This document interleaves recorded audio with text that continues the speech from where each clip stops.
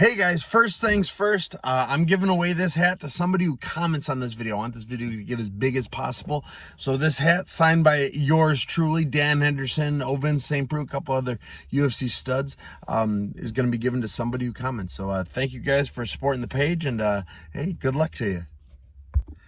All right, so before I tell you what the UFC has to say to me and if I'm still with the organization or not, I wanted to give you a little background as to what it took to get into the UFC. So I was one of the bigger records to ever join the UFC. I think I was 24-3 or 24-4, so something like that when I started. And I had a hard, tough career before that. I was one of the old school fighters where I never said no to a fight. I had some easy fights. I had a lot of hard fights. It was never in, I'm trying to think how to say it. It was never in me to say no to a fight. So I took some fights I should not have taken. And I ended up winning. And I just kept winning. Fought in Bellator, MFC, King of the Cage. I mean, the list goes on. And as you watch this page, you'll get to hear a lot more about every organization I fought with. But that's kind of where I started. Then I got on the Ultimate Fighter. So I was on the Ultimate Fighter, and it's fantastic. I was the first pick, Shane Carwin's team. It was a great time. Got to meet Trevor Whitman, Nate Marquardt, Pat Barry. I got to meet all sorts of guys, and hopefully those guys will come on this page at some point and do a little interview with me and just tell you a little bit more about the show. But I got to meet all those guys. I didn't win the show, as y'all know. And UFC didn't pick me up after the show. But the last day of the show, Dana White comes and takes the entire cast and crew out to dinner. And it was like surf and turf. We got to eat whatever we wanted. It was like lobster and steak and burgers and fries. It was really good. And just the way I am, I made sure I sat next to Dana White. And I didn't make it obvious. I wasn't like, get out of my way, I'm coming to... No, I kind of saw where people were falling, and I saw this open seat, so I sat next to where I thought he was going to, and he sat there. So we got to chat a little bit. And that's the longest conversation to this day that I've ever had with Dana. And he was... everyone asked, well, what's Dana like? Dana is exactly like you think Dana would be. When you see him talk on TV or on the radio or wherever you see him talk, he's that guy. He is not hiding anything. He's very genuine. He was very kind. It was a good conversation we had. Then after after he took us out to eat, he took us to, what's it called? The Spearmint Rhino. It's a strip club, a real high-end strip club.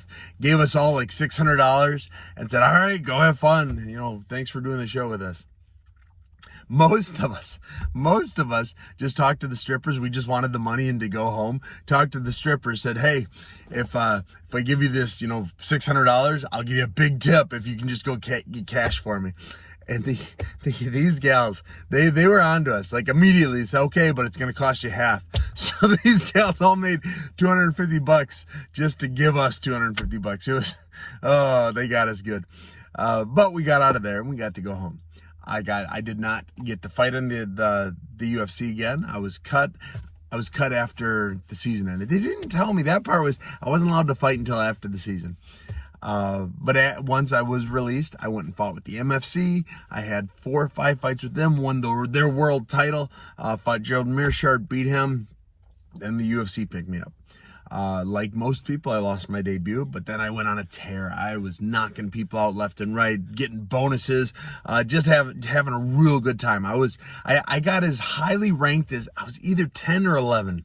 I think I hit 10 for like an afternoon. It's like, as I got hit 11, the number 10 guy retired. And so I got bumped up to 10 for an afternoon. And so that part was pretty cool. And I've always been, you say a company man, I always support whoever supports me.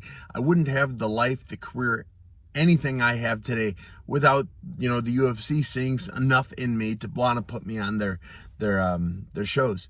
And at this point, I think I've given back to them as much as they've given to me. I think I've probably made them more money than they've made me, and they've made me some good money. Not to brag about that, but the UFC, or people always say, oh, UFC pays like UFC pays really well. They have helped create a life for me, not just a temporary thing. They've helped create a life for me. and I will forever be in their debt because of it. Actually, I've got a fun, I'm not going to say it here, maybe next week. I've got a fun story about my first win in the UFC and how little money they made and how much money I made. It was really pretty cool. But that's a story for another time. This is more about if the UFC is keeping me or not. So I hate saying it out loud, but the internet loves telling me, Sam Alvey, you haven't won a fight in 4 years.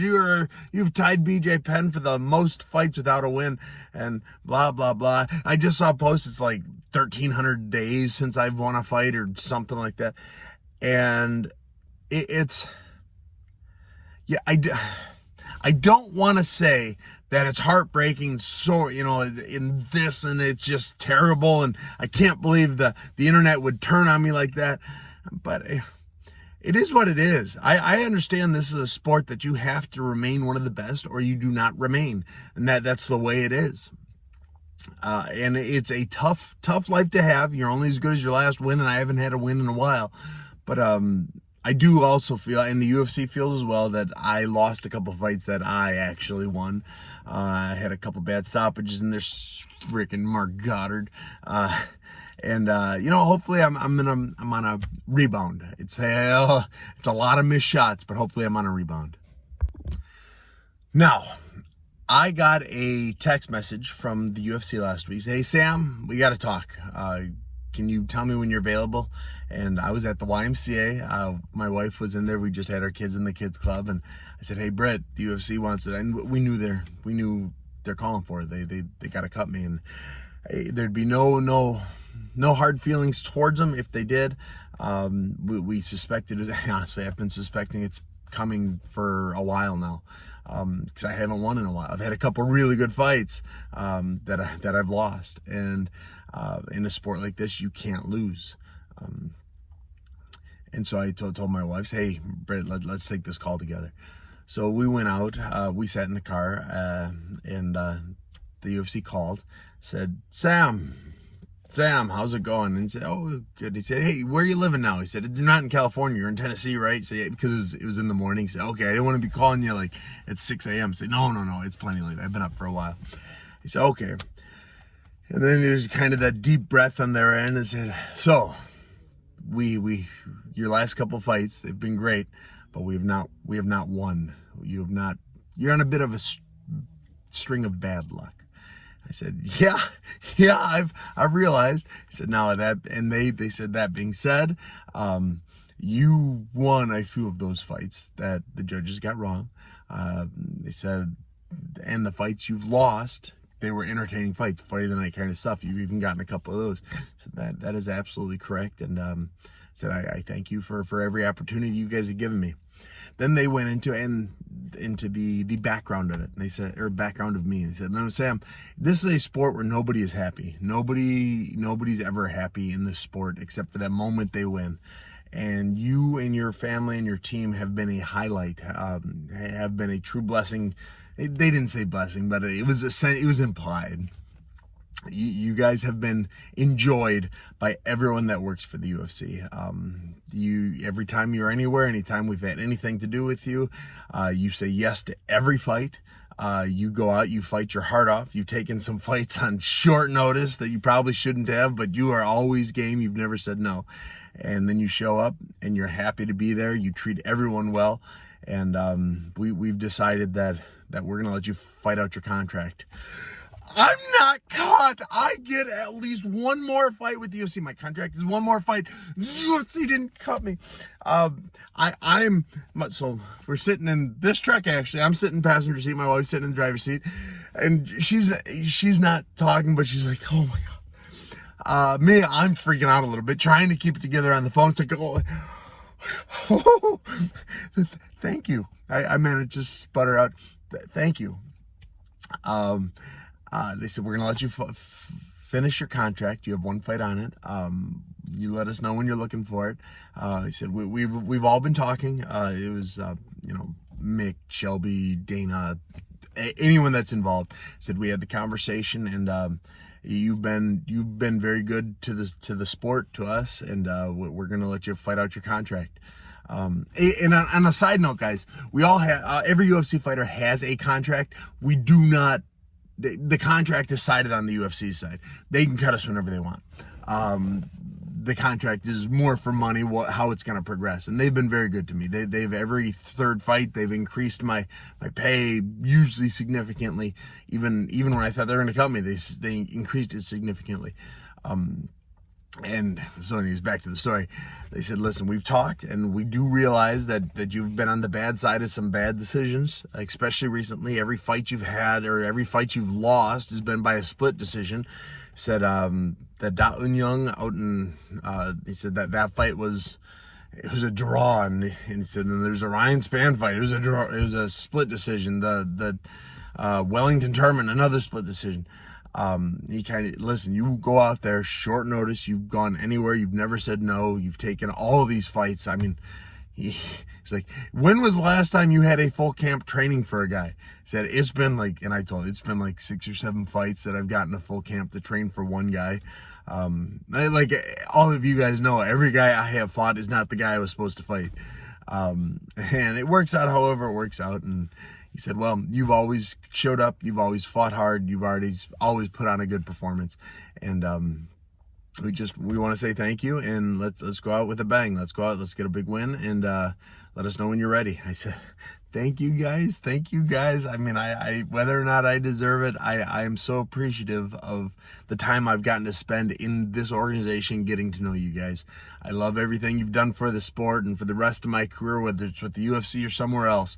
I will be raising awareness for MMA and the UFC. I love this sport. I love you guys. Thank you. He said, all right, Sam, we'll talk to you soon. Just let us know. And I said, all right, I'll talk to you soon. Thank you, guys. Then we hung up the phone. I turned to my wife. Oh my God, Britt!